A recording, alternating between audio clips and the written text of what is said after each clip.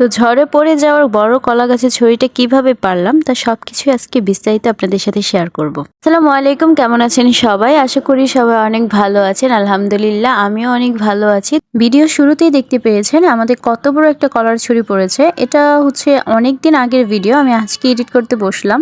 আসলে আমি অনেক অলস, যার কারণে হচ্ছে আমাদের রেগুলার ব্লগ থাকার কারণে আমি আপলোড করতে পারি না, মানে এটা এডিট করা হয় না, এই জন্য আপলোড করতে পারি না। তো এটা ছিল বৈশাখ মাস যখন শুরুর দিকে, তখন হচ্ছে বৈশাখী ঝড়ে আমাদের ঘরের উপরে একটা কলার গাছ ছিল, এখানে অনেকগুলোই ছিল, তো ওইগুলো কেটে ফেলা হয়েছে। তো এই কলার গাছটা হচ্ছে আমাদের ঘরের উপর পড়ে গিয়েছে, যার কারণে হচ্ছে আমাদের ঘরের যে পিছন পাটটা আছে ওইটা কিছুটা টিন ভেঙে যেয়ে, তো এটা ভেঙে যাওয়ার কারণে আমরা সিদ্ধান্ত নিলাম এত বড় কলার ছড়ি সহ আমরা গাছটা কেটে ফেলবো। তো এই গাছটা কাটতে গিয়ে আমাদের অনেক ঝামেলা হয়েছে। প্রথমত গ্রামের অনেকে আমাদেরকে বলছিল যে গাছটা এখন কাটার দরকার নেই, কারণ গাছ থেকে যে ছড়িটা থাকে, গাছ সহ ছড়ির নাকি দাম একটু বেশি হয়, আর যদি ছড়িটা ফেলে দেওয়া হয়, মানে ছড়িটা আলাদা করা হয় গাছ থেকে, তাহলে নাকি ছড়িটার তেমন দাম হয় না। তো দেখুন আমাদের ছড়িটা কতটুকু বড়, এটার ওজন কিন্তু অনেক বেশি ছিল, প্রায় 20 কেজির উপরে ছিল এটা। তো এটা ছড়িটা কিন্তু অনেক বড় হয়েছে। তো ছড়ির ওজনে আমাদের ঘরের টিনের চাল ভেঙে গিয়েছে, তো বুঝতেই পারছেন কেমন ওজন ছিল। তো আমরা ধরে ধরে দেখছিলাম যে কলা পেকেছে কিনা, কিন্তু এটা পাকতে এখনো অনেক সময় লাগবে, যার কারণে আমরা সিদ্ধান্ত নিয়েছি যে এটা আসলে কেটে ফেলাই বেটার হবে, কারণ হচ্ছে আমাদের এটা থাকলে আমাদের ঘর নষ্ট হয়ে যাবে। এত বড় কলার ছড়ি দেখে আমার মনে হচ্ছিল যে এটা কেটে কি আমরা লস করে ফেললাম, মানে এটা গাছে থাকলে তো অনেক বেশি টাকা বিক্রি করা হতো, কম করে হলেও তো 1000-1200 টাকা এটা যেতই। তো আমি ভাবছিলাম যে এটা কি লস প্রজেক্ট হয়ে গেল।